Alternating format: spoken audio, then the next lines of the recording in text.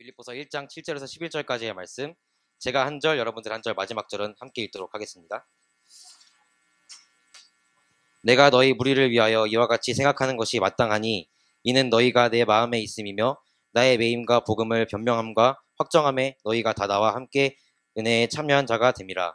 내가 예수 그리스도의 심장으로 너희 무리를 얼마나 사모하는지 하나님이 내 증인이시니라.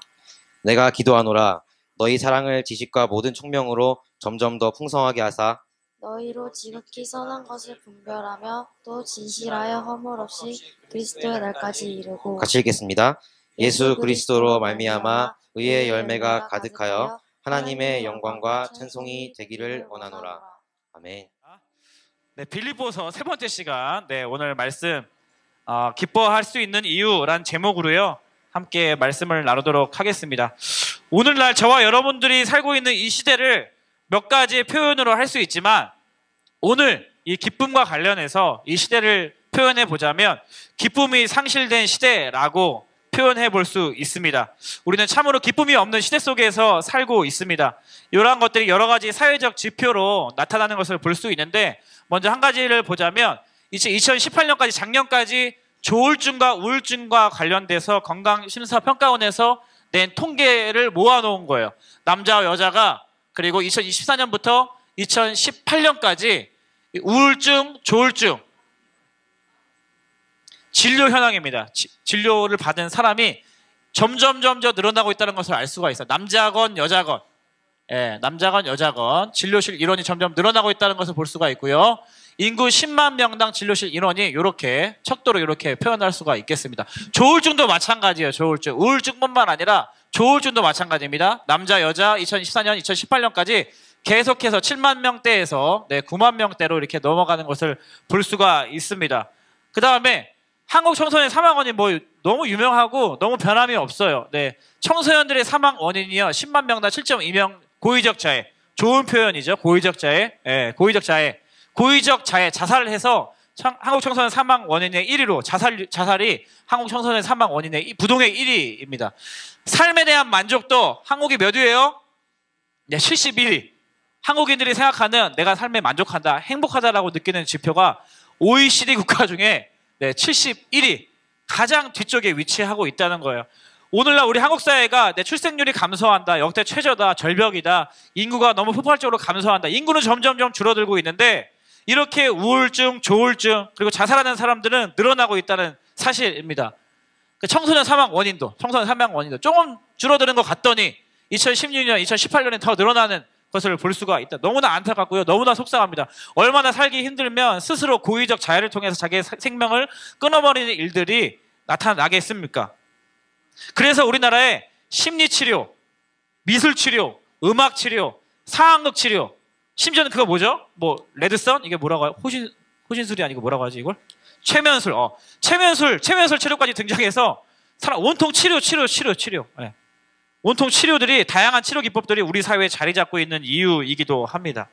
그러니까 이러한 시대적 상황 속에서, 이러한 사회적 분위기 속에서 우리가 빌립보서 말씀을 살펴보고 있는 것이 너무나 중요한 이유가 있습니다. 그 이유는요, 빌립보서는요, 사람들이 잃어버린 기쁨에 대해서 이야기해주는 성경 말씀이기 때문입니다. 그래서 우리는 빌립보서를 옥중서신이라고도 부르지만 기쁨의 서신이라고도 부르게 되는 이유가 성경 중에서 가장 많이 기쁨에 대해서 다루고 있기 때문이에요. 너무 시끄럽다 얘들아. 너무 시끄러워. 방해가 된다 설교에. 그래서 바울이 감옥에 있었다고 했잖아요. 감옥 속에서 빌립보 교인들에게 편지를 쓴 편지가 이 빌립보서라고 했는데, 바울이 감옥 속에 갇힘에도 불구하고 이 빌립보서 내용은 온통 기뻐하는 내용이거든요.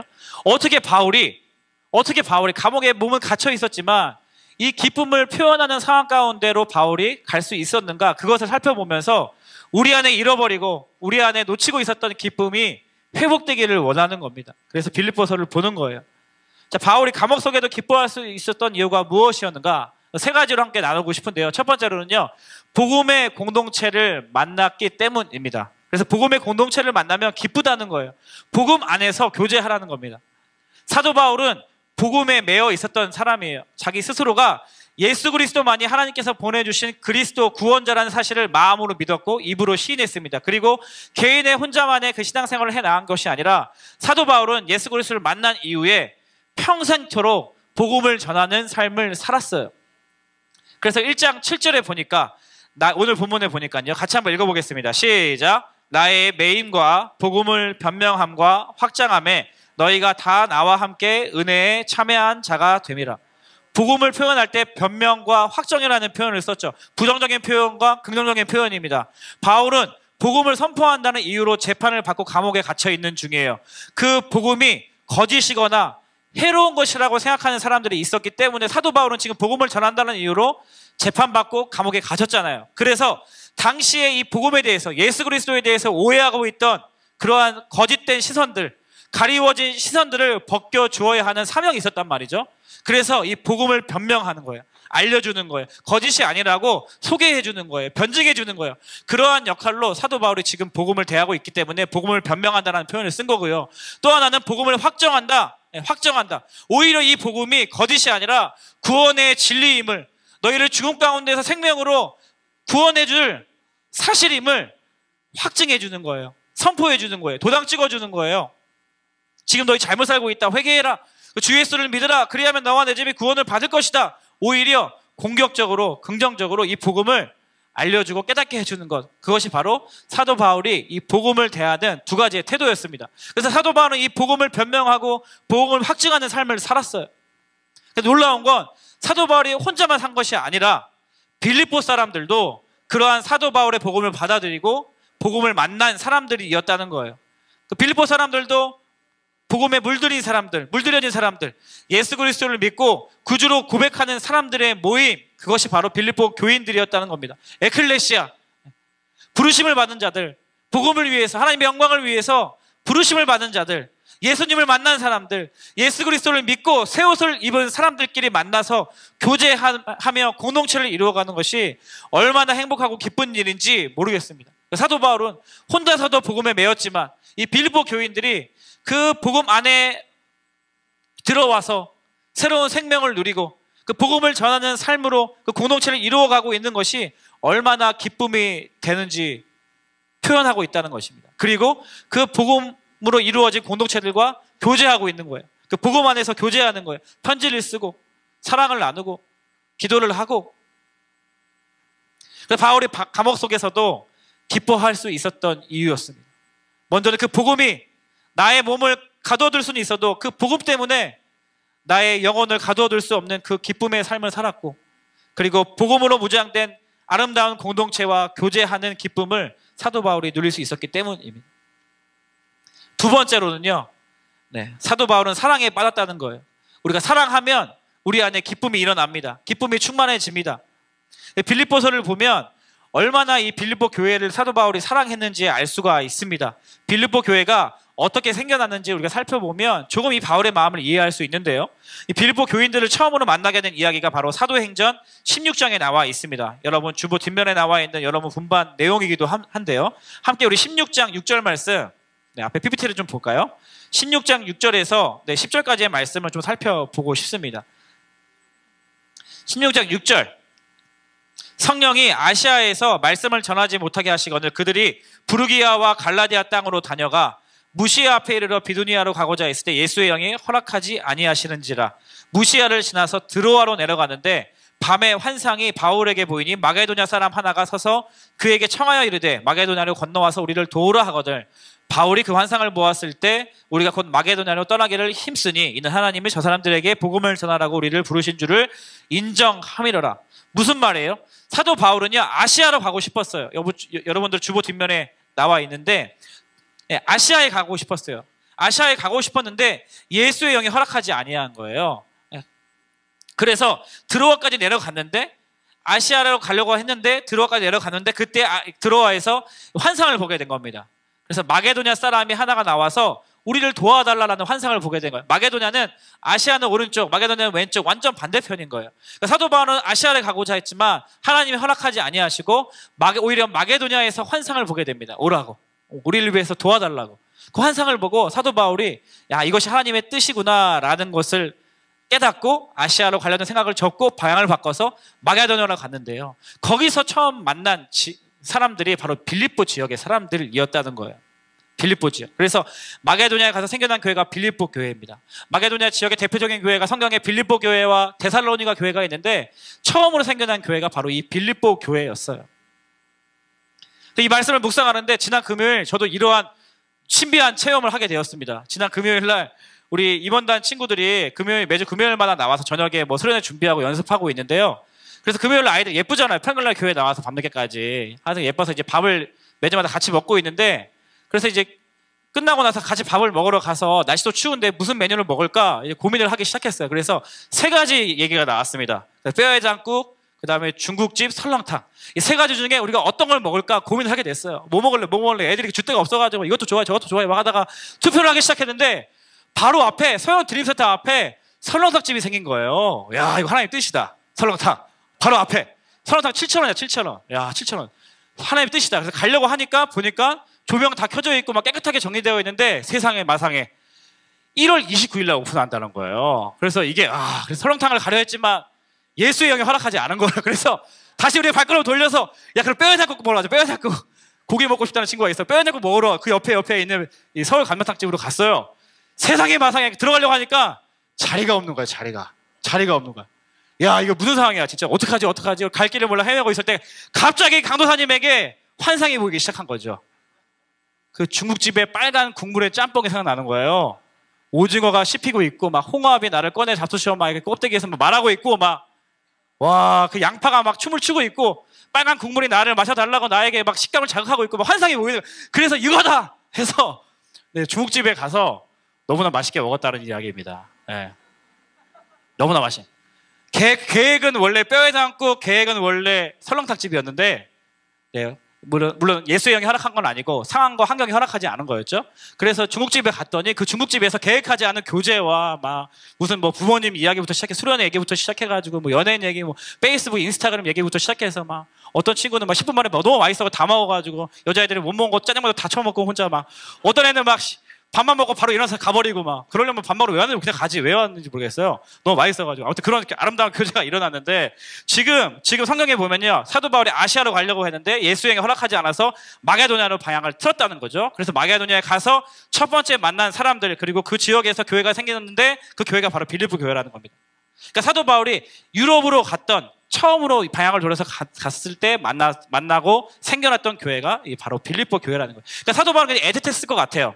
네, 자기의 인생의 역사 가운데, 인생의 스토리 가운데 아시아로 가지 않고 마게도냐로 하나님의 음성 따라서 갔을 때 그때 만났던 사람들, 그때 만났던 환경들, 네, 아시아와 유럽은 너무 다르잖아요.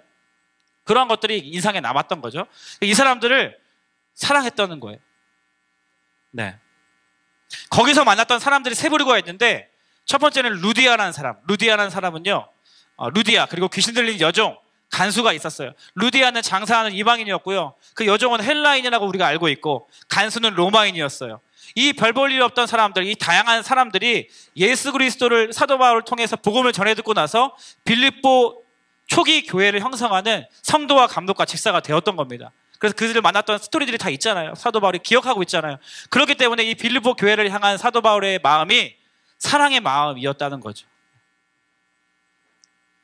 그래서 사도 바울은 3절에 지난주에 살펴봤던 말씀 너희를 생각할 때마다 하나님께 감사하고 4절에 간구할 때마다 너희들을 위해서 중보하고 간구할 때마다 내가 기쁨으로 간구한다. 염려함으로 기도하는 게 아니라 기쁨으로 너희가 이렇게 성장했구나. 너희가 이렇게 교회를 형성해서 그 트리키아 토속 종교 환경 가운데서 그 황제를 숭배하는 로마교 가운데서 그 다신 숭배 사상이 펼쳐져 있는 그 시대적 상황 속에서 너희가 이렇게나 예수 그리스도를 믿고 빌립보 교회를 형성하면서 아름답게 살아가고 있구나. 사도 바울이 기쁨으로 간구하는 거예요. 심지어 8절 말씀 같이 읽어볼까요? 내가 시작. 내가 예수 그리스도의 심장으로 너희 무리를 얼마나 사모하는지 하나님이 내 증인이시니라. 얼마나 사모하는지 심장, 예수 그리스도의 심장이라는 표현까지 써가면서 사랑하면 기쁨이 따라오게 되어 있어요. 아멘. 내가 사랑하면 내 안에 기쁨이 채워지게 되는 거예요. 사랑한다는 것은 무엇인가? 오늘 본문을 좀 살펴보면 시간을 함께 보낸다는 것을 의미합니다.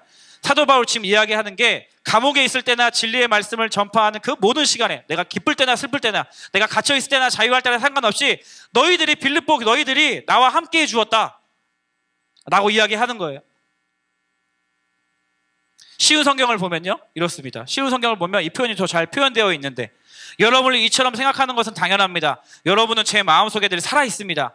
내가 감옥에 있을 때나 복음을 지키고 진리의 말씀을 전파하는 그 모든 시간에 여러분은 하나님의 은혜 안에서 나와 함께 있어 주었습니다. 내가 여러분들을 얼마나 보고 싶어 하는지 누구보다도 하나님께서 잘 알고 계실 것입니다. 예수 그리스도의 사랑으로 여러분 모두를 사랑합니다. 이 빌립보 교인들과 사도 바울의 관계가 갇혀 있을 때나 자유할 때나 상관없이 언제 어디서나 함께 시간을 함께 보냈다는 겁니다. 그러니까 사랑하면 함께 그 사람과 시간을 함께 보내야 하죠. 함께 그 사람과 시간을 보내지 않으면서도 사랑한다고 하면 거짓말인 거예요. 반쪽 사랑인 거예요. 여러분 학교에서 힘든 일이 있거나 가정에서 힘든 일이 있으면 혼자 삭히고 혼자 해결하지 말고 이 교회 공동체 안에서 복음 안에서 만난 사람들과 관계 안에서 나눌 수 있어야 합니다. 그리고 이 교회 공동체의 사람들과 함께 시간을 같이 보낼 수 있어야 해요. 그래야지만 우리의 사랑이 점점 더 풍성해진다는 거죠. 시간을 함께 보내는 것뿐만 아니라 사랑한다면 마음을 같이 나눌 수 있어야 한다는 거예요. 시간을 함께 보내야 서로를 알아갈 수 있잖아요. 시간을 함께 보내야 우리가 서로가 좋아하는 것, 싫어하는 것, 그 사람의 연약한 부분, 그 사람의 강점이 무엇인지 알 수 있는 거예요. 서로를 아는 만큼 그 사람을 세워줄 수 있고 칭찬할 수 있고 격려해줄 수 있다는 겁니다. 스텝 선생님들, 수련회 준비하는 스텝 선생님들 평일날 2번 모이고 토요일날 전체 모임 하고 있는데 토요일 전체 모임 제가 인도하는데요. 지난주에도 제가 이렇게 이야기했어요. 스텝 선생님 수고한다. 너무 고생한다. 근데 우리가 사람들에게 보이려고 하는 게 아니다. 하나님 앞에 하는 거다. 그렇기 때문에 하나님이 우리의 수고를 아시면 그걸로 된 거다. 그걸로 너무 생색내지 말아라. 하나님이 아시면 된 거다. 또 한 가지. 지금 함께하고 있는 이 서로가 우리가 얼마나 서로가 수고하고 있는지 얼마나 애쓰고 있는지를 알고 있다. 그 2가지면 너무나 충분하다. 제가 이렇게 격려하고 세워줬거든요.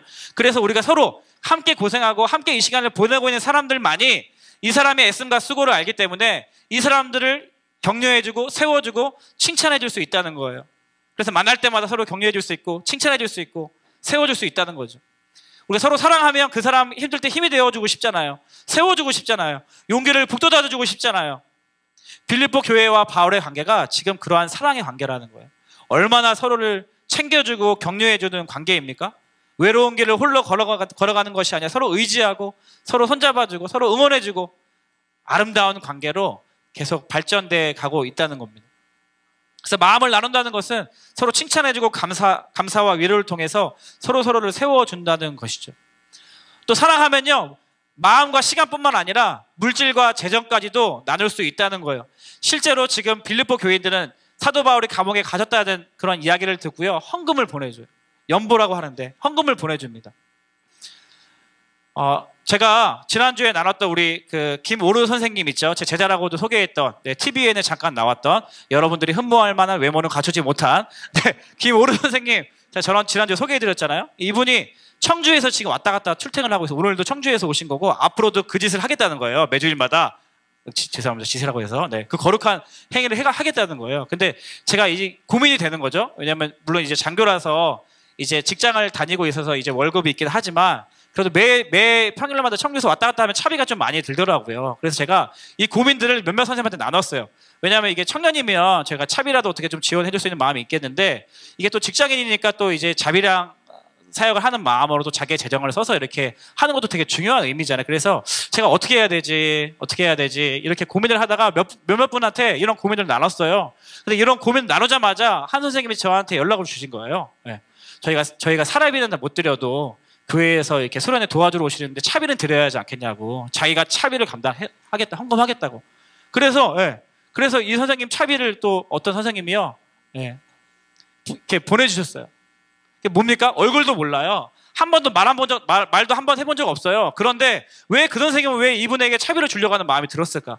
우리가 복음 안에서 예수 그리스도를 드러내는 일, 예수 그리스도를 믿고 하나가 된 사람들이 비록 아직 얼굴을 보지 못했지만 이분이 수련회를 도와주러 온다고 하니까, 수련회를 도와준다고 했을 때 베이스 자기 자랑하려고 온 거겠어요? 청주에서 여기까지 오겠어요? 여러분들이 예수님 앞에 나아가는 그 복음이 선포되는 그 현장 가운데 조금이라도 자기가 도움이 될 수 있다면 그런 마음으로 오는 거잖아요. 그 마음을 알고 격려해주고 또 세워주고 칭찬해주고 싶은 마음이 성령 안에서 우리 안에 일어났다는 것이죠. 얼마나 감사하고 기쁜 일입니까? 사랑하는 여러분, 사랑하면 이러한 일들이 일어나야 합니다. 송림 중등부가 이러한 공동체가 됐으면 좋겠어요. 주일날 1시간 함께 예배 드리고 너무나 시간이 짧아요. 이 1시간 중에서도 40분 여러분 가만히 앉아있는 시간이고, 뭐 활발한 친구들만 대놓고 떠들기도 하지만, 그리고 나머지 20분 정도 반 친구들과 같이 하는 시간이고 너무 시간이 짧아요. 일주일 시간 동안. 그래서 이 수련회에 가서 우리가 복음에 대해서 배우고 함께 시간을 보내는 거예요. 재밌던 재미가 없던, 함께 놀고 함께 먹고 이야기하고 같이 말씀을 듣고 같이 성경을 읽고 같이 영적인 친구를 사귀고 하는 시간을 갖는단 말이에요. 함께 시간을 보내야 하기 때문에, 그곳에서 집중해서 우리가 마음을 나누고 싶기 때문에. 근데 안 가면 어떻게 돼요? 안 가면 기껏해야 일주일에 한 번 정도, 1시간 정도, 10분에서 20분 사이 잠깐 얼굴 보고 또 헤어지는 아쉬운 상황 가운데 있단 말이죠. 여러분, 교회에 오고 싶습니까? 반 친구들, 또 교회에서 영적으로 만나는 누군가를 그리워하고 있습니까? 만약 그렇지 않다면 여러분들 이 공동체와 아직 진정한 관계를 맺지 못하고 있는 상황입니다. 이 공동체와 진정을 여러분 관계 맺고 있지 못하니까 당연히 교회 생활이 즐거울 수가 없죠. 여러분 안에 기쁨이 넘칠 수가 없죠. 함께 시간을 많이 보내지 않으니까, 마음을 같이 나누지 못하니까 당연한 겁니다. 근데 하나님께서 우리를 부르신 이유는요, 이 공동체 안에서 서로 사랑하라고, 그 사랑의 공동체를 만들어 가라고, 그것이 세상에 빛된 행실이라고 하나님께서 우리를 불러주신 줄 믿습니다. 아멘. 그러려면 시간을 같이 보내야 돼. 같이 밥도 같이 먹고 시간도 같이 보내고 같이 놀고.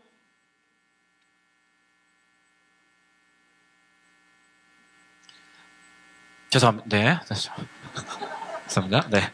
세 번째, 기도하면 기뻐요. 기도하면 기뻐요. 복음의 공동체, 사랑의 공동체는 기도하는 것을 배워야 합니다. 제가 지금의 아내와 결정적으로 이 자매랑 교제해야겠다라고 한 계기가 있어요.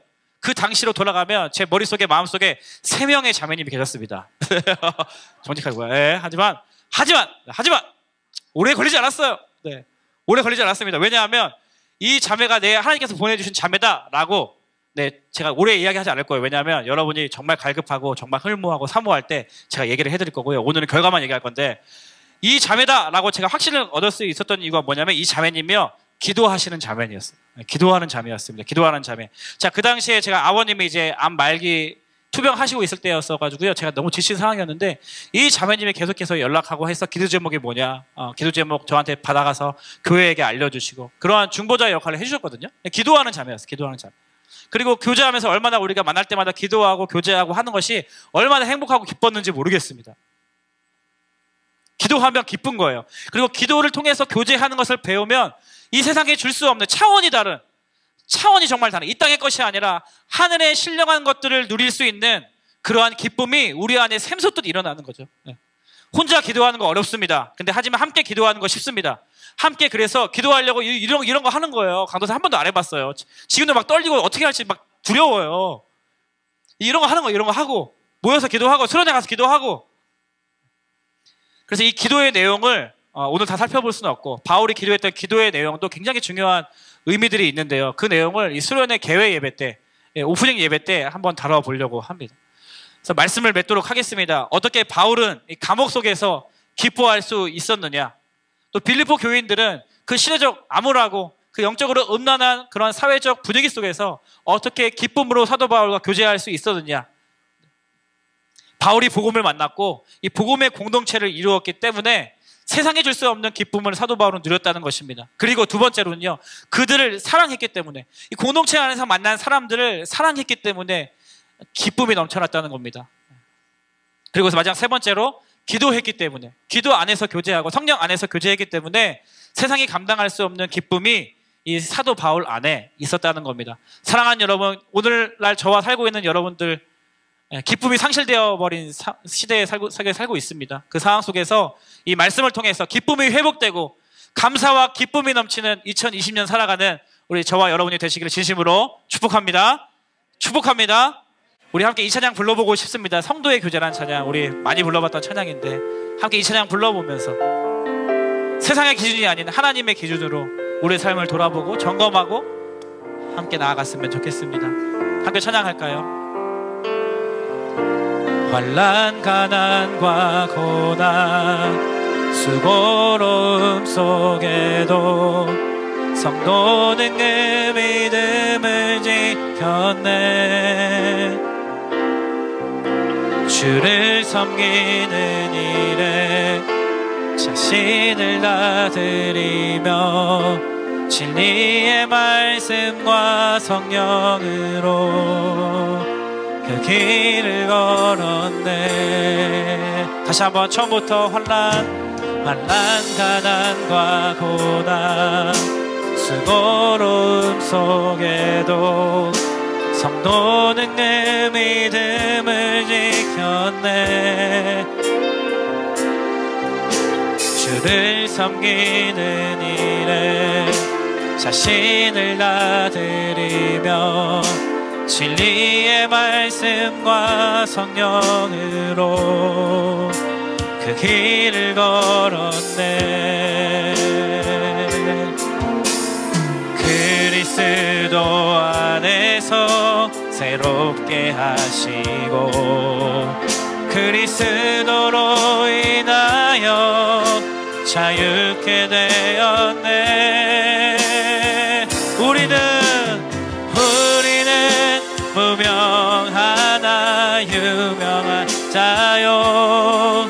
죽음의 위기 속에도 참 생명 가졌고 근심하나 기뻐하며 가난하나 다른 일을 부욕해 하는 자.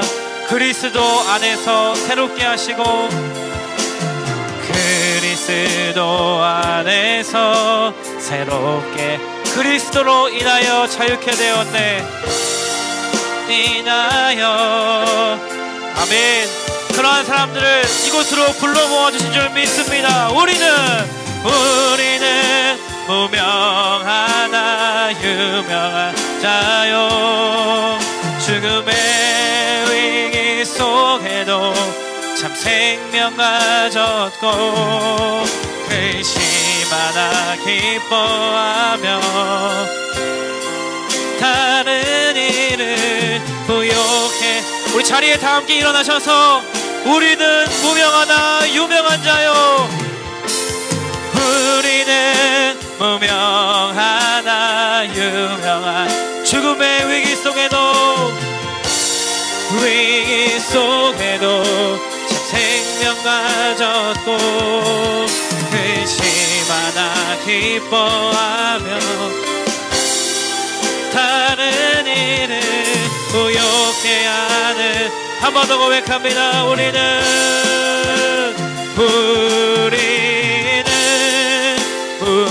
무명하나 아멘 아멘. 죽음의 속에도 참 생명 가졌고 근심하나 기뻐 아멘. 하나하나 다른 일을 부욕해 한. 우리 마지막으로 한 번 더 고백합니다. 우리는 무명하나 무명하나 아멘. 죽음의 위기 속에도 위기 속 예수 그리스도의 참 생명 할렐루야. 근심하나 기뻐하며 가난하나 다른 일을 부욕해 하는 자. 우리 말씀을 생각하며 이 시간 기도하면 좋겠어요. 기도할 때 하나님 세상에 줄 수 없는 기쁨 주님만이 주실 수 있는 기쁨 나도 누리며 살기를 원합니다. 오늘 사도 바울이 감옥 속에도 기쁨이 넘쳤던 것처럼 나의 삶 가운데도 기쁨이 넘치게 하여 주시옵소서. 복음을 만나고 복음의 공동체를 이루며 복음 안에 만난 사람들과 사랑하고 교제하며 기도하는 것을 배울 때 내 삶 가운데 기쁨이 넘친 것을 믿습니다. 우리 성림 중등부가 복음의 공동체, 사랑의 공동체, 기도의 공동체가 되게 하여 주시옵소서. 주님의 이름 한번 부르짖고 통성으로 기도하며 나아갑니다. 주여, 아멘. 주님, 그렇습니다. 하나님 절망과 하나님 고통 속에 허덕이는 이 세대 가운데서 우리를 구별하셔서 불러주셨사오니 하나님 변하지 않는 참 생명 예수 그리스도의 십자가 붙들고 나아가기를 원합니다. 우리 안에 잃어버린 기쁨이 회복되게 하여 주시옵소서. 하나님 복음을 만나고 그 복음의 공동체를 만나며 그 복음의 공동체 안에서 교제하는 기쁨이 얼마나 큰 기쁨인지를 하나님 우리가 경험하게 되기를 원합니다. 하나님 예수 그리스도 공동체 안에서 이 사랑의 공동체 안에서 사랑을 나누고 시간을 함께 보내고 마음을 나누고 이 물질과 재정을 나누는 이 세상에 따라갈 수 없는 기쁨을 누리게 하여 주시옵소서. 하나님 기도하는 자에게 기쁨을 허락하시는 주신 줄 믿습니다. 이 땅의 것을 구하지 아니하고 하늘의 것을 구할 때 신령한 복, 신령한 은사를 우리 가운데 부어주셔서 하나님 기쁨이 샘솟듯 일어나게 하여 주시고 기쁨이 넘치게 하여 주시고 우리 공동체 안에 우리 기쁨과 감사의 고방이 넘치는 시간 되게 하여 주시옵소서. 주여, 오 주님, 오 주님, 오 주님.